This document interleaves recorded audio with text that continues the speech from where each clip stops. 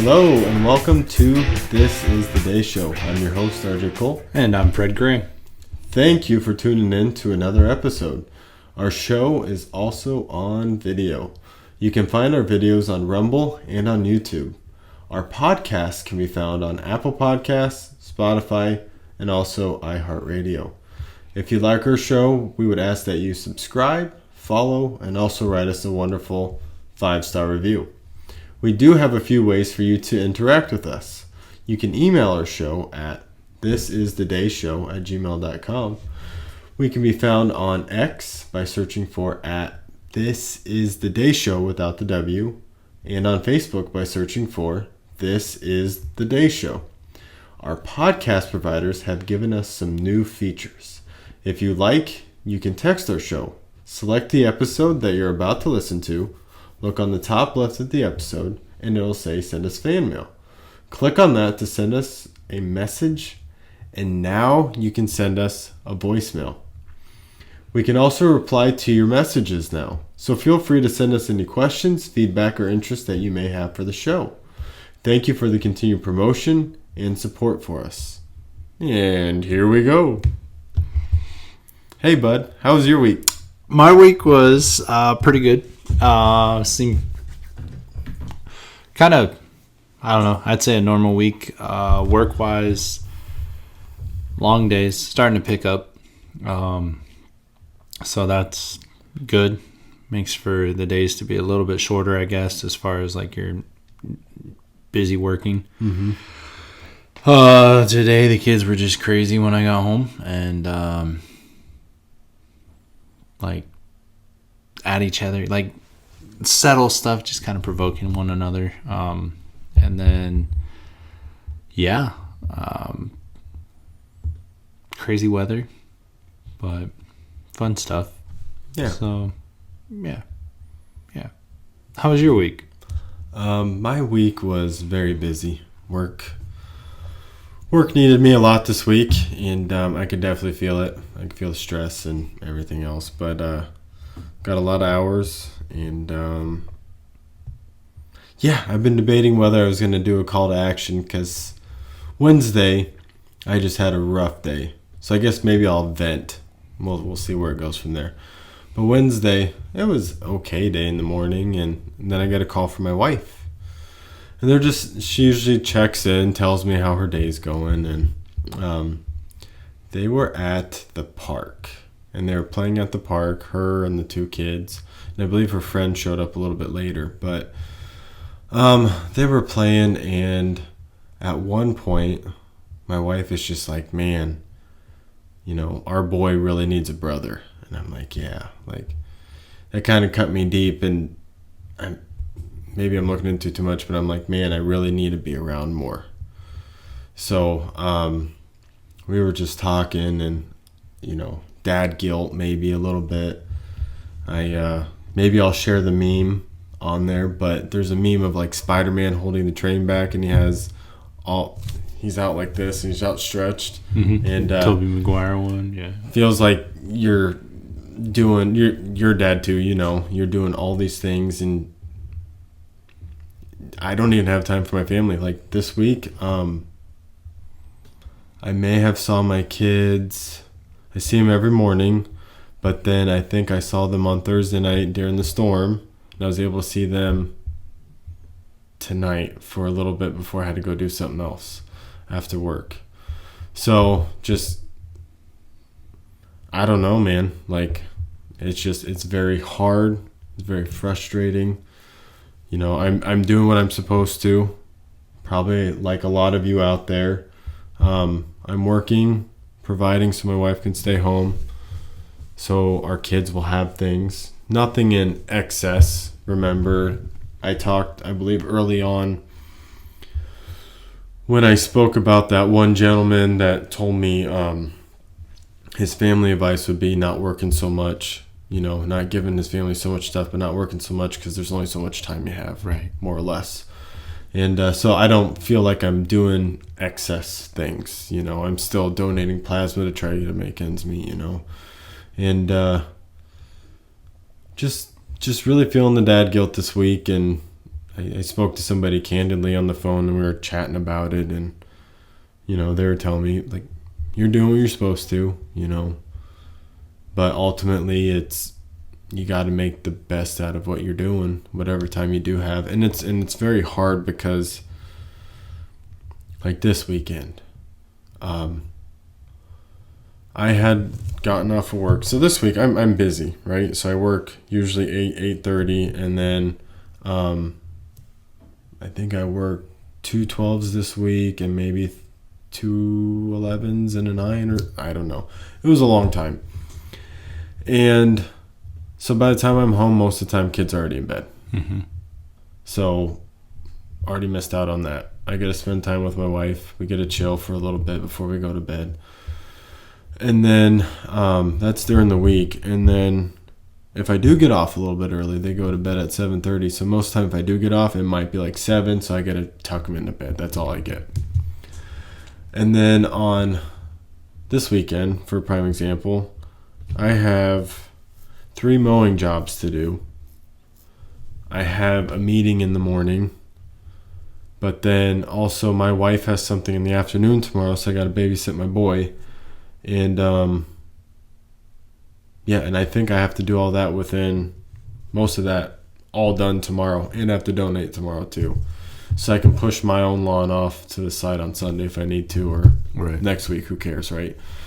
So, I was talking with this person candidly, and I'm like, I have all this stuff. Like, how am I supposed to do it? I don't know how you did it. And that's when they gave me the comment of making the most time of what you got, Whenever you do get that block of time, just make sure you're present with them, loving on them, having fun with them. And, but it's just, I don't know, it's just so hard. It almost feels like you schedule out your family. And it's not even doing work on my own house yet, it's just lawn care. And so like, I'm going to try my best this summer. Like, I don't know what else to do other than try to include maybe him. Like, if I'm painting the house, maybe I'll just have him right next to me, have him painting with me. And my daughter too. Like, I don't know, man. The struggle that you might face with having them help, and it shouldn't be a struggle. It sounds bad to say it that way, but even if you were to add another adult that doesn't know what they're doing, it's going to take you longer. You had a child, especially younger ones, the attention spans, they're going to be excited at first, so they're not going to listen to anything really. Right. But then it turns into, I'm just spending time with my dad. I'm helping dad, and that's a big person thing, But it's because I've reached that point where I'm like my son with the bathroom remodel and stuff, he would come in and help, and turned into really, he just talked to me, asked me questions and stuff, and then he'd sweep, he'd clean up a lot, hand me stuff. But even my son's even a little bit older than your oldest, so it's a little bit different. But I know it's one of those things where you're like,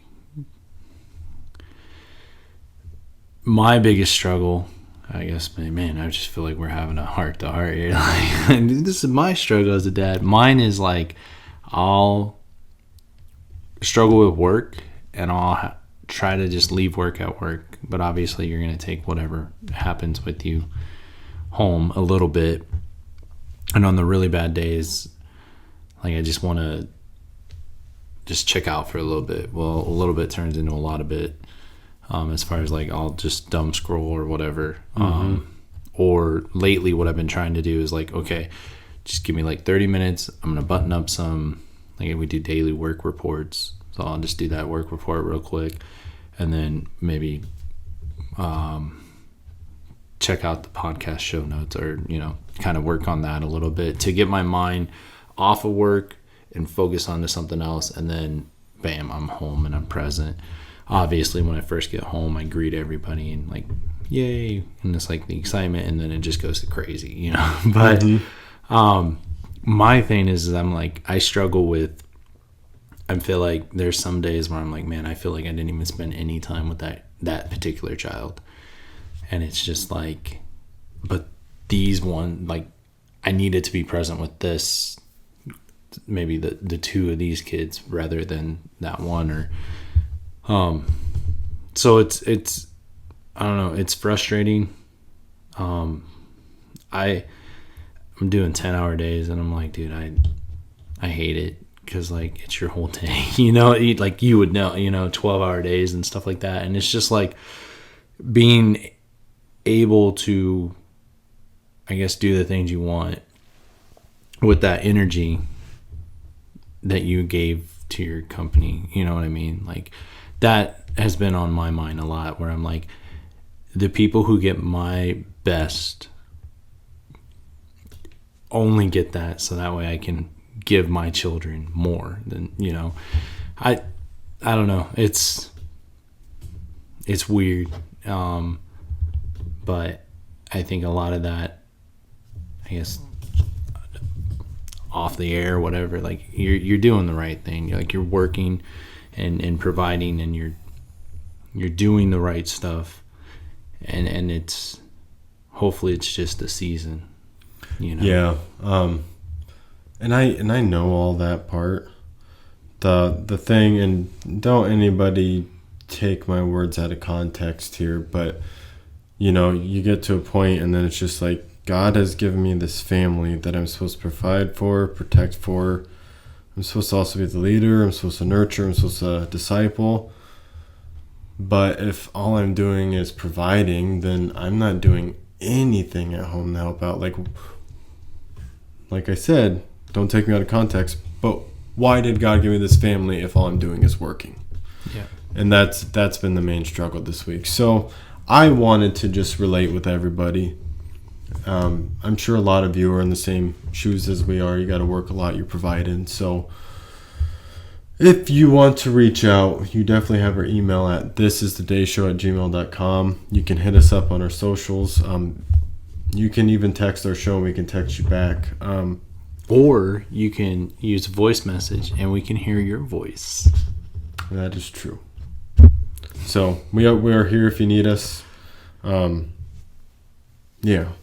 So that was my call to action this week. My call is, I guess, whenever you do get that time, make sure you use the most out of it.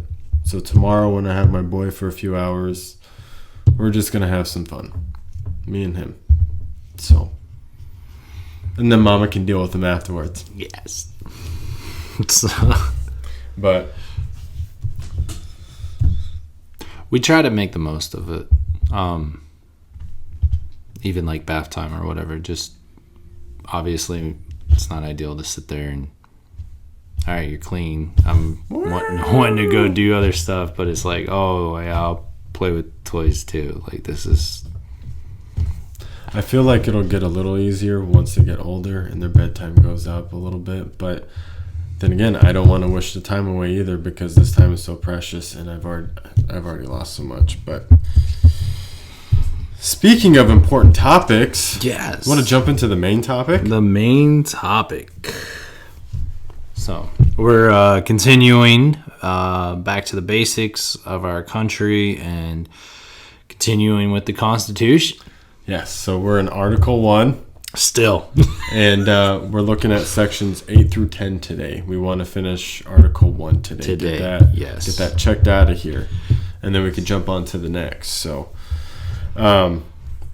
if you want, I'll go ahead and start. All right. So we got Section 8, Powers of Congress. The Congress shall have power to lay and collect taxes, duties, imposts, and excises, to pay the debts and provide for the common defense and general welfare of the United States.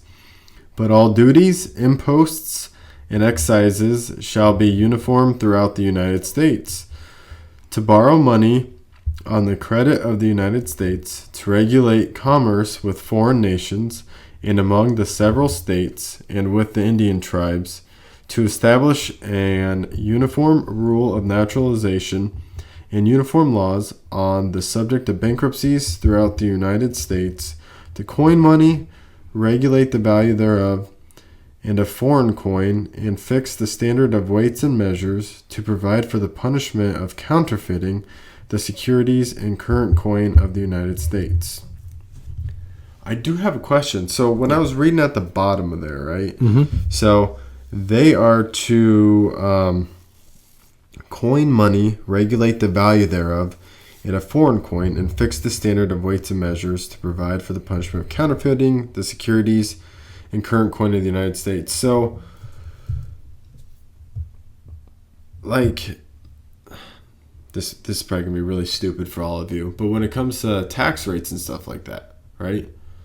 When you're buying your house, the Fed, I think is what it's called. Should the Fed be doing what they're doing? Or is that a whole nother Are you talking situation? like IRS? I'm talking when about they like come when after it you? talks about like there was the last guy got fired, I believe. It was for the Fed for all the interest rates. I believe it's for housing.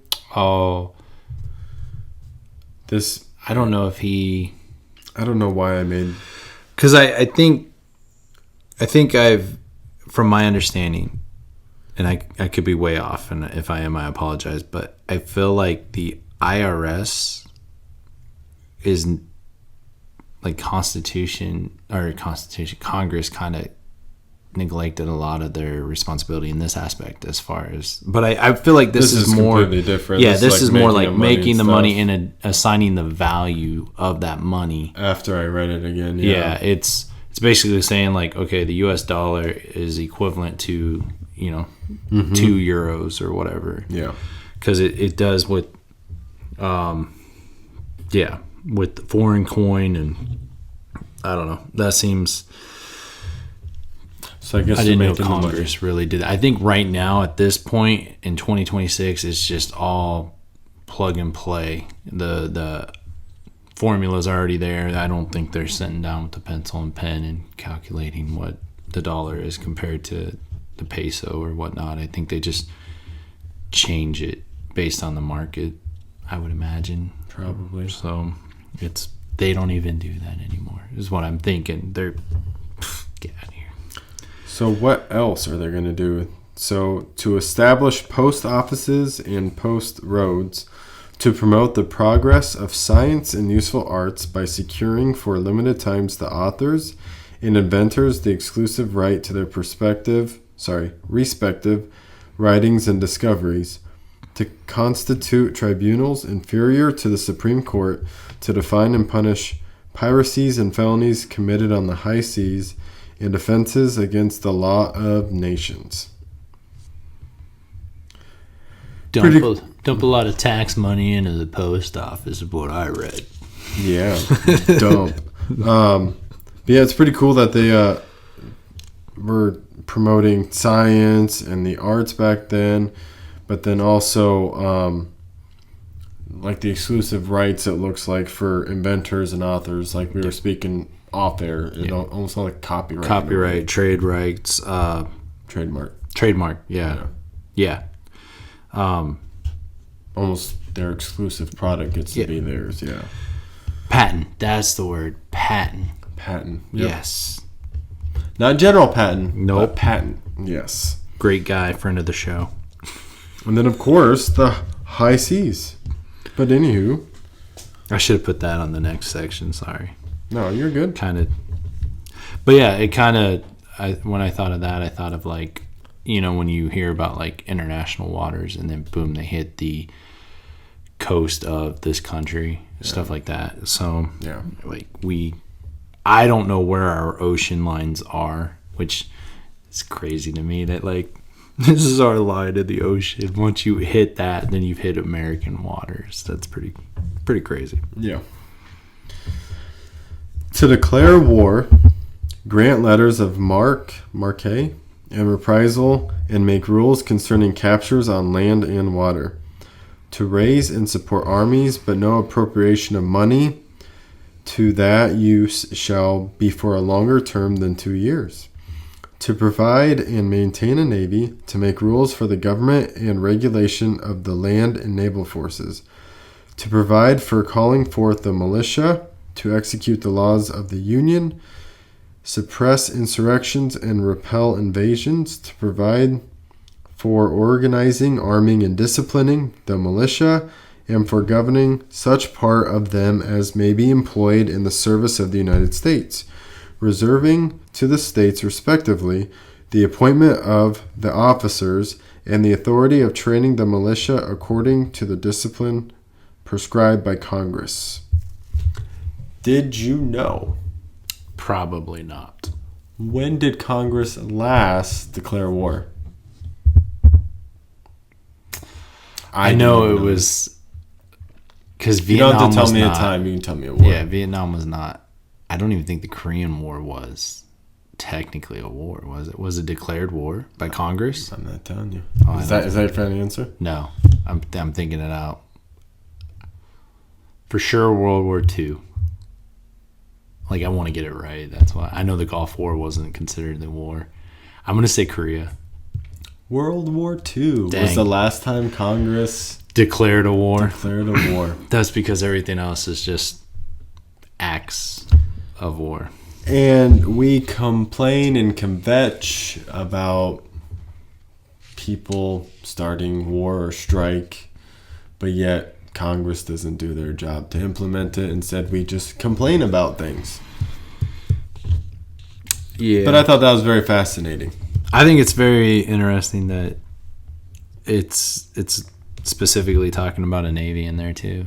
Like, Well, they really like their high seas. yeah, As we could tell through here, the last one was talking about piracies and felonies committed on the international waters. Yeah. Or on the high seas. our seas. Yeah, man, got to protect our coast. So, yeah. Okay, jump to the next part.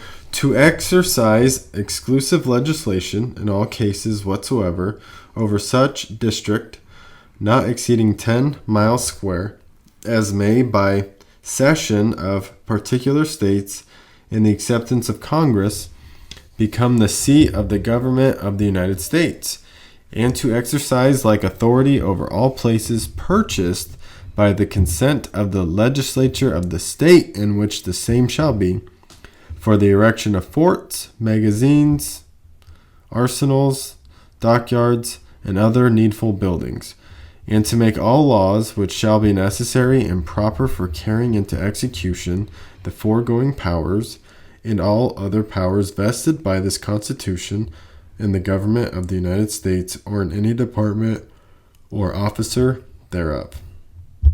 That was a mouthful. That was. I really like to use a lot of words. I should have, and I apologize, I should have looked up magazines and see what that was. Yeah, because back then, I don't know what that. It seems like it's some military building. Because forts, arsenals, dockyards, magazines. arsenals. So, yeah. It was for the Sears catalogs. It's pretty big back then. Did you know Sears? Nah, I'm just kidding. Nah. Man. And that's Section 8. Section 9. These are powers denied Congress.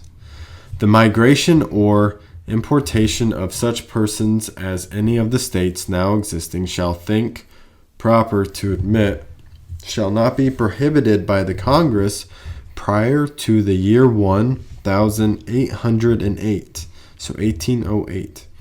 But a tax or duty may be imposed on such importation not exceeding $10 for each person. And so I was doing all this stuff, figuring this stuff out, writing it up. And on the website that I used, they did a little box, I guess kind of letting me know what it was originally for.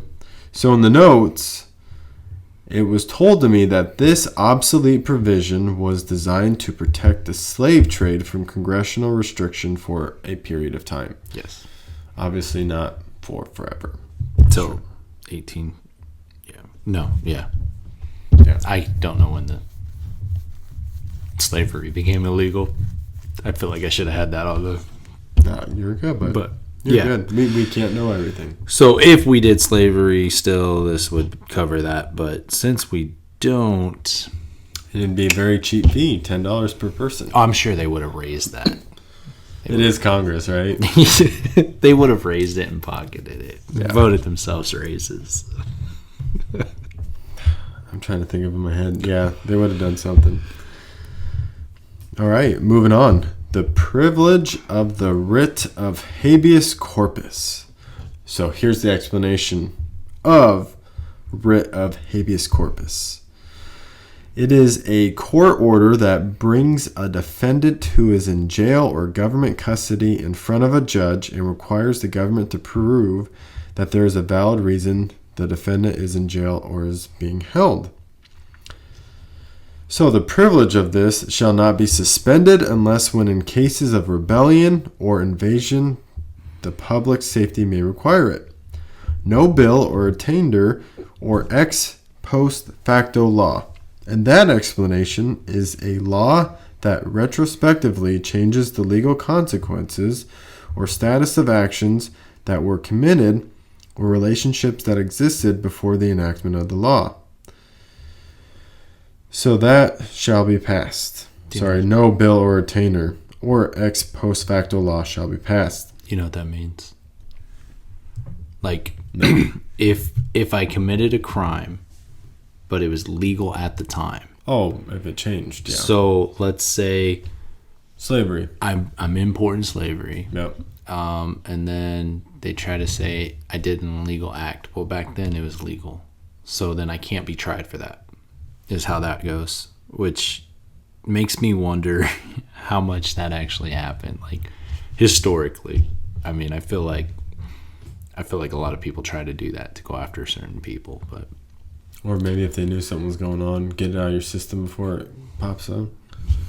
yeah, caught wind. Insider trading, but with laws, dude. Yeah. Crazy.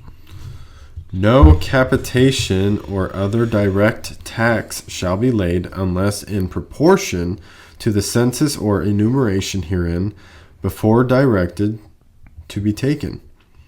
No tax or duty shall be laid on articles exported from any state.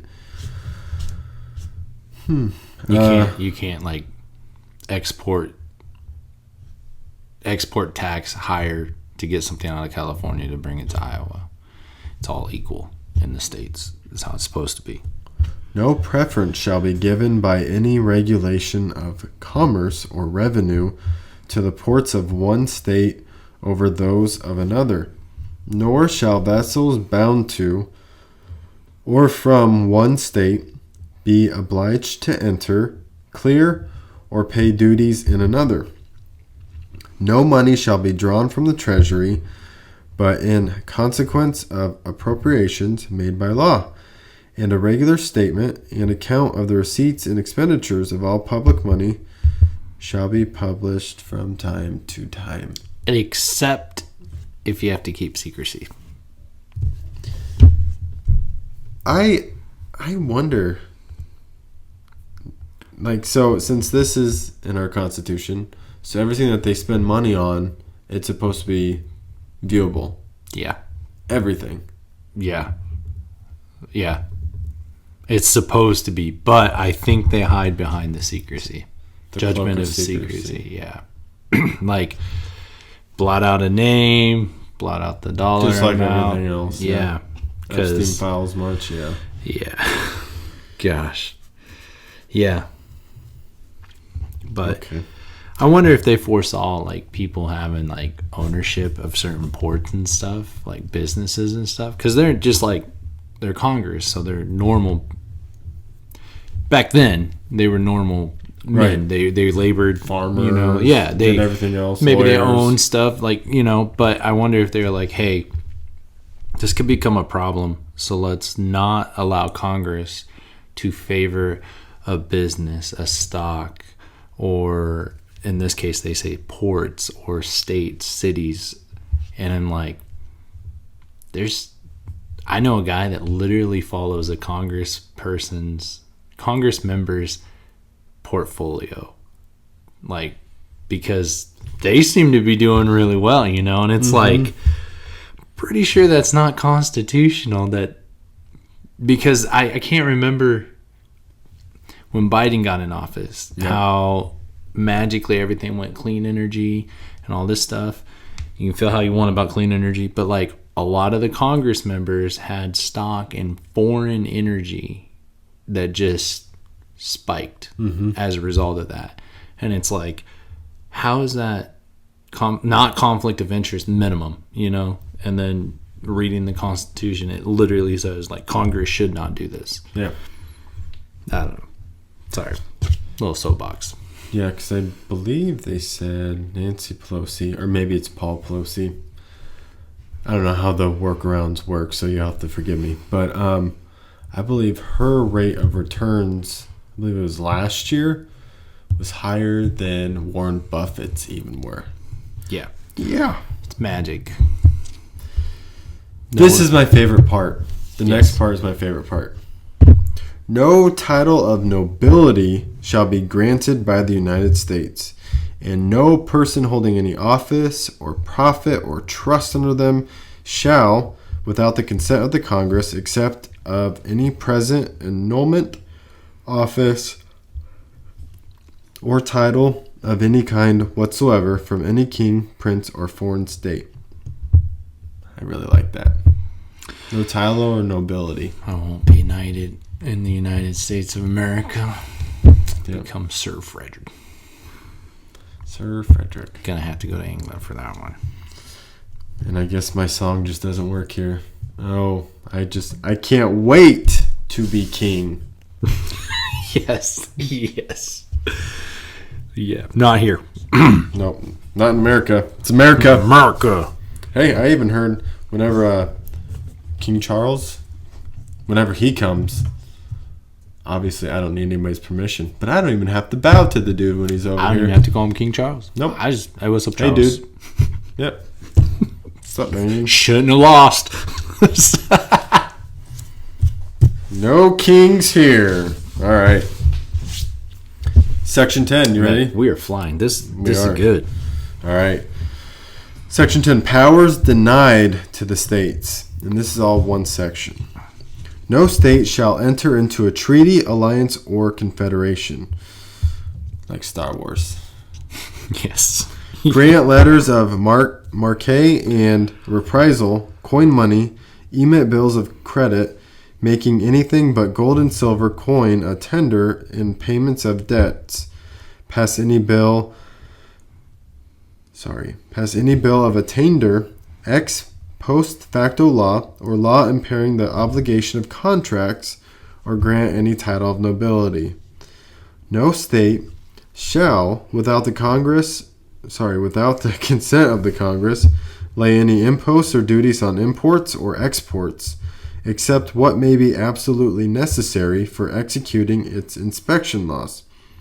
And the net produce of all duties and imposts laid by any state on imports or exports shall be for the use of the Treasury of the United States, and all such laws shall be subject to the revision and control of the Congress. No state shall, without the consent of the Congress, lay any duty of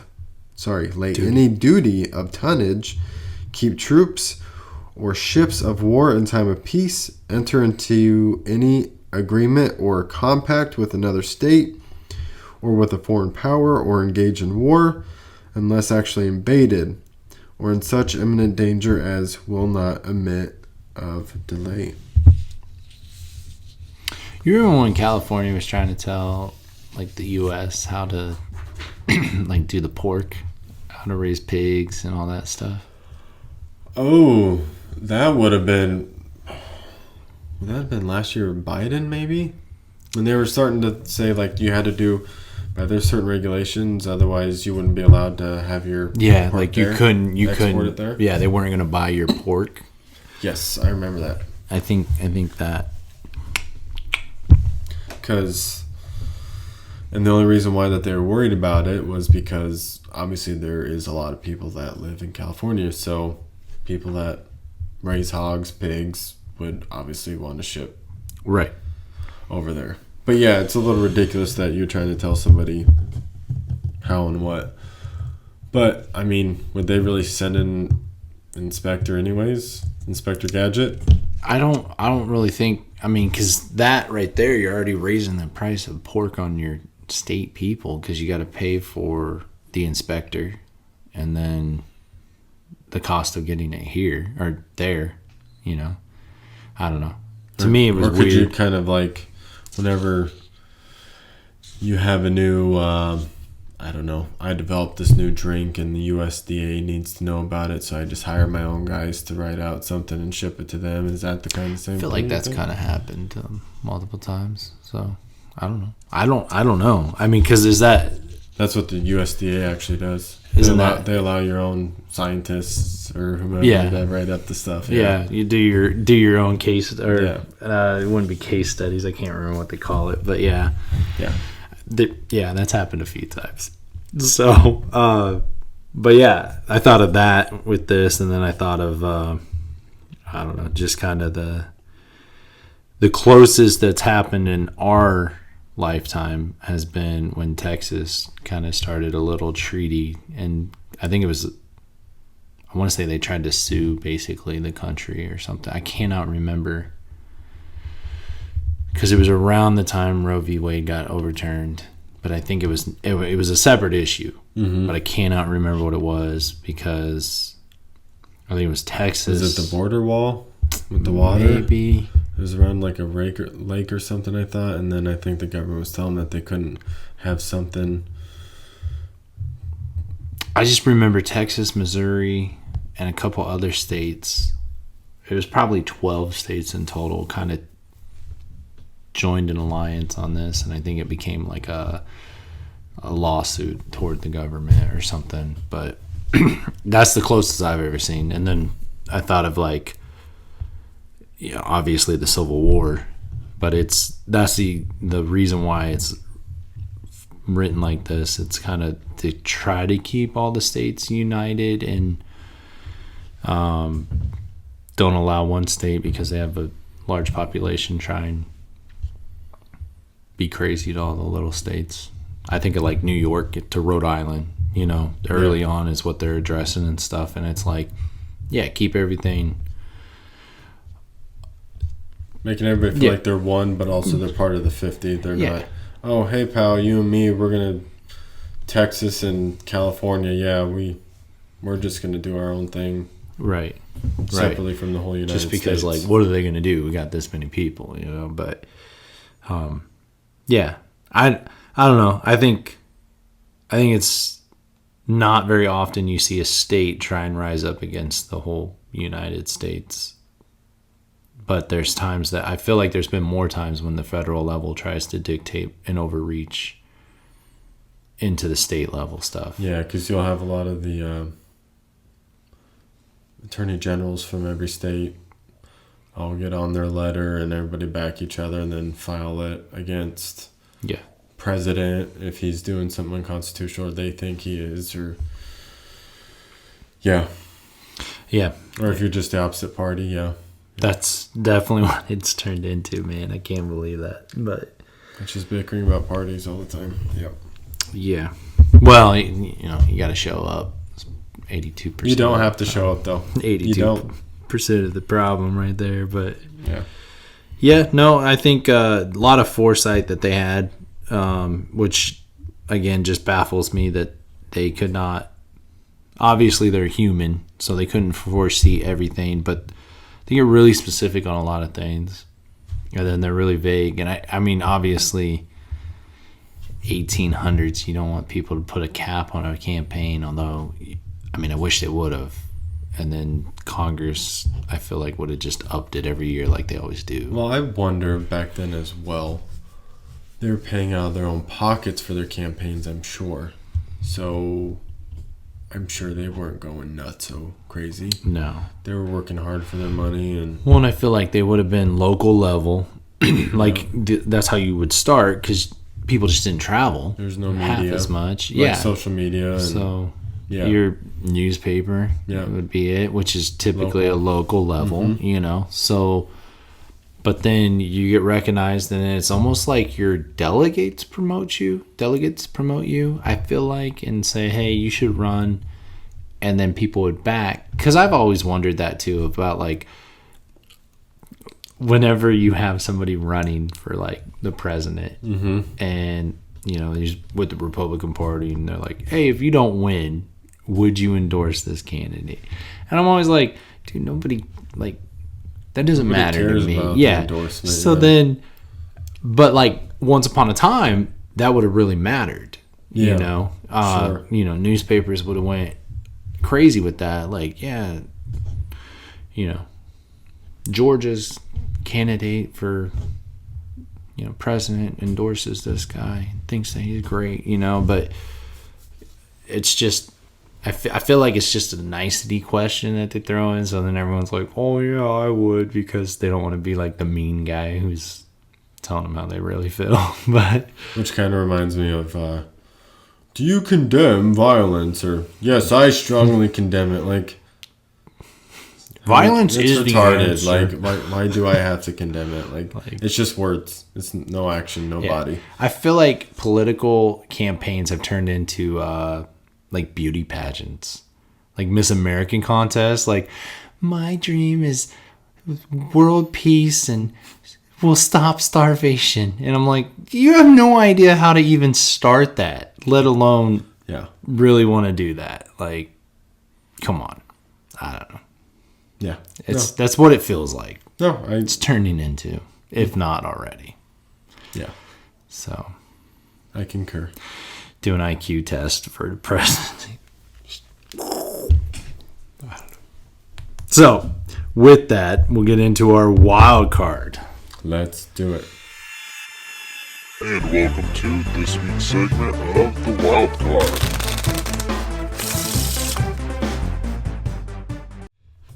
All right. Listener question. And as you always say, we aren't the smartest, but we're definitely the best. But we try hard. No. Is that the one? No, not that one. Oh, crap. You always ask, and we deliver. Always. So, the question from a listener is, when did you think you became a man? And what life event confirmed you became a man? So, I think I became a man at conception, or when now that stuff worked itself out. I think they mean... No, I know. Especially from who it's coming from. Yeah, I know. Yeah. So when I thought I became a man was when I got married to my wife. Because then it should have been the ending of just me and the beginning of us. So then that's when I take on my role of my husband duties. And I'm actually providing, protecting, taking care of, nurturing her. So that's when I think, all right, the world has different standards, different ideas of when that should be. Maybe it could be an age, maybe it could be actions, but that's when I thought I became a man. But looking back, I don't feel like that necessarily was when I became a man. I feel like definitely the second part to this question is what seals it. Mm-hmm. And maybe when I actually did become a man. And it would have been when, not necessarily when my daughter was born and we're chilling in the hospital for those 3 days, but it's when you get home. That's when reality sinks in. You have your kiddo, and your kiddo needs you for everything. And there's no nurses around. There's no people around. Just you and your wife. I mean, thank goodness my mom was around. But yeah, so that's definitely when it confirmed it to me. That this kid was going to be needing me. I'm going to be taking care of her. That we're a family, like all three of us. I don't have time to just get off work and play video games till I go to bed anymore. Putting aside some of the childish things and be able to do more and for my family, and actually thinking about my family, not necessarily just thinking about myself and what makes me happy and, oh, I need to do this and that. But no, it really got cemented there, having my daughter. Right. How about you?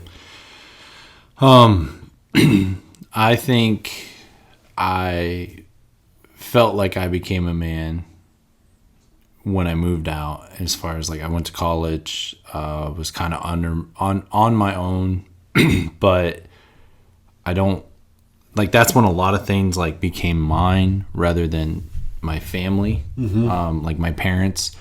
You know, like what I believe really got solidified, and it wasn't my parents' beliefs or, you know, my friends or whoever, you know. It was, this is what I believe. And college is kind of like it's a weird time of life, because it's almost like